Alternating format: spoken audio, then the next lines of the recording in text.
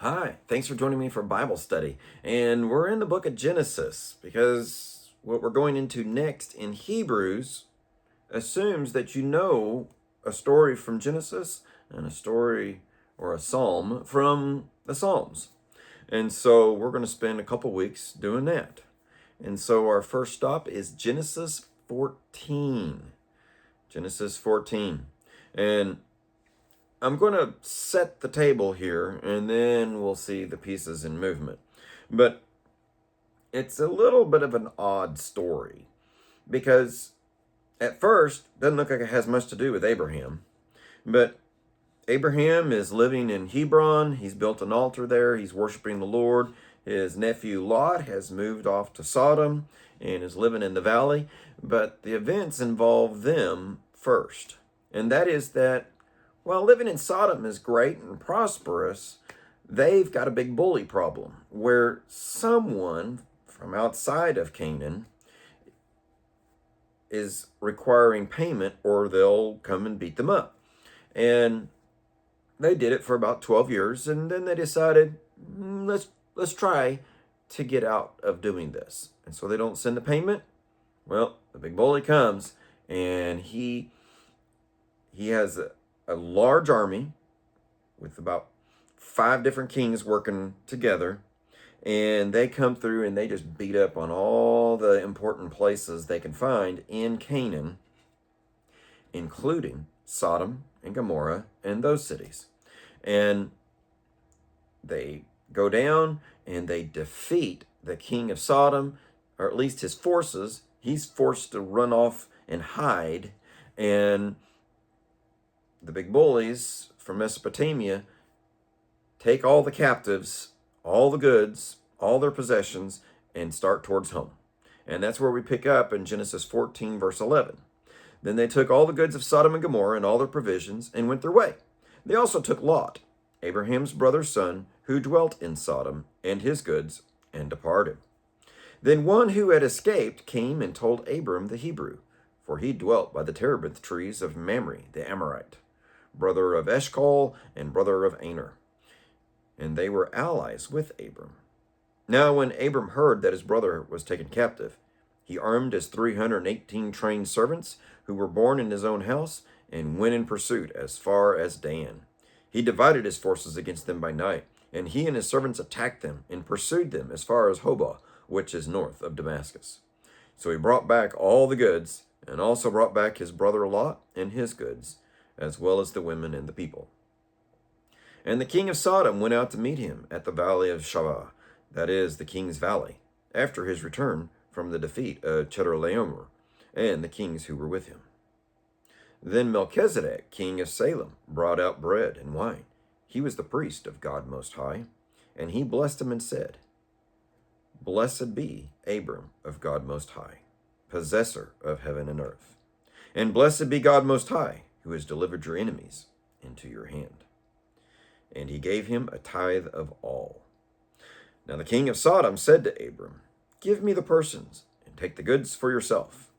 But Abram said to the king of Sodom, I have raised my hand to the Lord, God Most High, the possessor of heaven and earth, that I will take nothing from a thread to a sandal strap, that I will not take anything that is yours, lest you should say, I have made Abram rich, except only what the young men have eaten, and the portion of the men who went with me, Aner, Eshcol, and Mamre. Let them take their portion. So, a lot going on here, and so let's walk our way through it, and then we'll make the connections. But you see where someone runs and tells Abram, Sodom has been defeated, everyone has been hauled off, including Lot and all his goods and his family. And so Abram says, well, I've got to go rescue Lot, or at least try. And so he gets together his posse. It's a fairly good-sized little militia for just a nomad in the desert. But again, remember, he's got flocks and herds, and so all of them are no doubt trained to fight because they've got to defend what Abraham owns. And then he's got these allies. They're Amorites, but they've decided that being blessed with Abram is a good thing. And so they join in, and they go and travel beyond the land of Canaan even and defeat this superior force, which is pretty remarkable. And everything is rescued, including Lot and his goods, because he's just a part of Sodom now. And as they're coming back to return things to Sodom, to go back home, they meet in this valley. And it's known as the King's Valley, perhaps because of this encounter. Because look who just showed up after running away in battle, the king of Sodom. And as he shows up, someone else shows up. And what's interesting is that the king of Sodom takes a step back and says, oh, this guy's a little more important than me. He doesn't say it, but you can tell it because he yields the right of way to the next king, who is the king of Salem, we are told, which, if you were to translate that, would be the king of peace. But if you were to recognize it as a place, well, the most obvious connection that we can make is that it's the king of Jerusalem. Before David, before any of those famous people, long before them. And his name is Melchizedek. Rings a bell. We mentioned him earlier in the book of Hebrews, and we're about to spend a lot of time with him in the book of Hebrews. And so this is why we're spending some time here. But Melchizedek shows up, the king of righteousness, the king of peace, and he brings bread and wine. He's also the priest of God Most High. And so he comes and he blesses and he brings bread and wine. It's not a full meal, but there's probably significance about bread and wine. He brings a blessing. Again, you might not realize the significance of it from our context, but the original readers would be like, whoa. Because others have been blessed by Abraham, but for someone to come and bless Abraham, that's interesting. And then the biggest shocker is that the only way he can bless is through the Lord God. And that's who he worships. Blessed be the God Most High, the one who has delivered your enemies into your hand. He is the possessor of heaven and earth. And as a worshiper of the true God, Abraham gives a tithe of all the plunder that he took in battle. So you notice the king of Salem arrives, and he is a giver, and he is a blesser, and he is a representative of God Most High. Whereas the king of Sodom, if he's representing anyone, he's representing Sodom and its wickedness. And he comes across wanting to sound generous, but he's there to take, isn't he? He expresses his desire for souls. And that may be a lesson in and of itself. Wickedness will use riches in order to have souls. And then, as I pointed out earlier, he's the one who yielded right of way to the king of Salem. But then we see Abraham. He's now speaking up. I think it's interesting. This is the first time he speaks in chapter 14. He's been active, but he's not speaking. But he says to the king of Sodom, I've raised my hand to the Lord, God Most High, possessor of heaven and earth. Take note, king of Sodom, I'm on the same team with Melchizedek here, that I will take nothing that belongs to you. It is tainted with wickedness from Sodom. He doesn't say that, but we can read between the lines. He doesn't want his reputation to be connected with Sodom.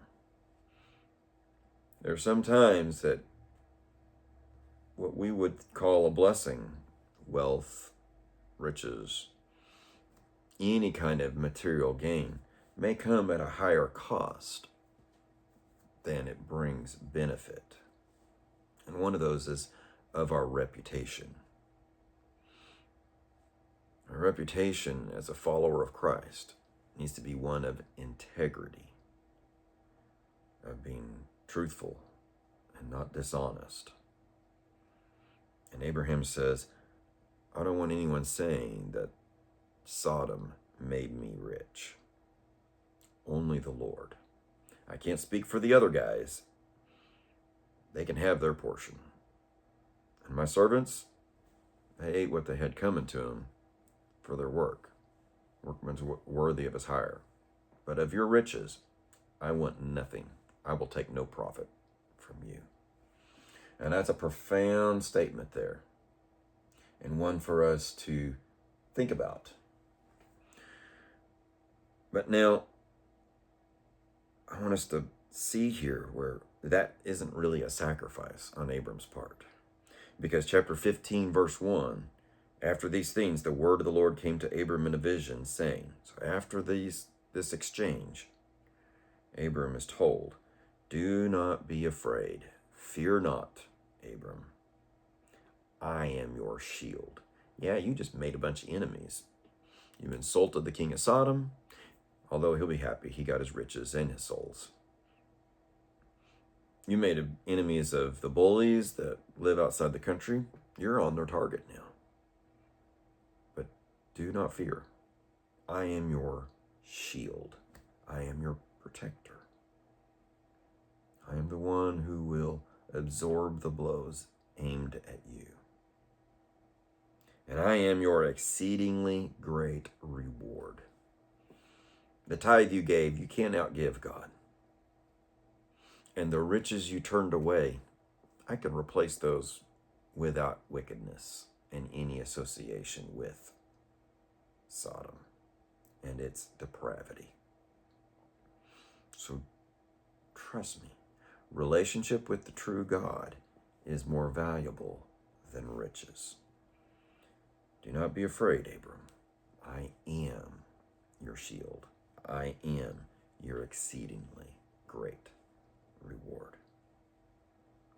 And so there's a lot to learn here as we look at Abraham, the father of our faith, as he trusted and obeyed God in this, caring for his own people, his loved ones, and others. The Lord provided a victory, just an amazing victory there. It's amazing. We didn't think of Abraham as a warrior, but here it is. And yet, Abram balancing the blessing of God without tainting it with the bribery of the world. But what's most interesting in this is the side note. Warriors and rich and famous, that's who we normally pay attention to. That's who we make as heroes. But the most important person in this story is neither a warrior. We're not even told that he's rich. What we're told is his relationship, that he is the priest of the Most High God, of the God, creator and possessor of heaven and earth. He is in relationship with him. Sometimes what the world considers as most important is not what is actually most important. And so that brings our attention back to Melchizedek. Melchizedek, what makes him so unique? And what makes him so important? Well, I've already touched on a number of it. He's the king of Jerusalem, the king of peace. Jerusalem isn't yet important to the story, but it's going to be. And while Moses may not know all of that when he's penning this story, much less Abraham as he's telling these stories to his descendants, and Isaac, who will tell them to Jacob, who will tell them to Joseph, we know, because the story eventually leads to David, which eventually leads to Jesus.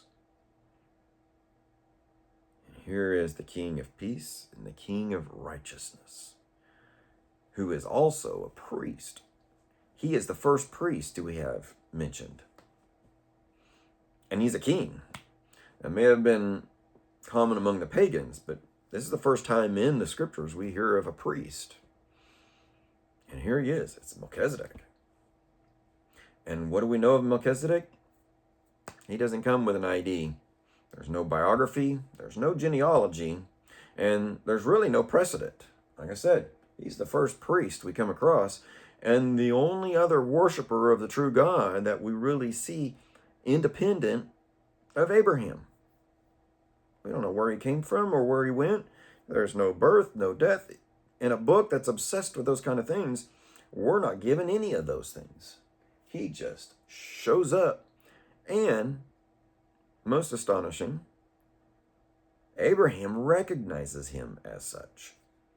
Again, he gives his tithes in gratitude to God who gave him the victory to Melchizedek. It's the first mention of the giving of 10% to God. And here it is.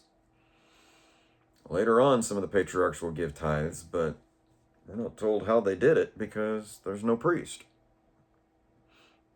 But Abraham somehow knew this was the way to do it. So before there's even seemingly the institution of religion, at least for the true God, something existed here with Melchizedek.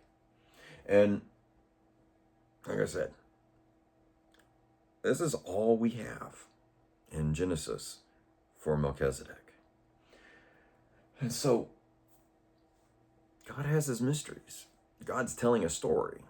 Now, mind you, it's not all we have on Melchizedek. Next week, we're going to look at another revealing of him. And again, it ain't much, but it is really important. And so we'll look at it in its context as well. But today, we're going to think about Abraham and his acts of faith in what seemed like a sacrifice, but what he gained instead.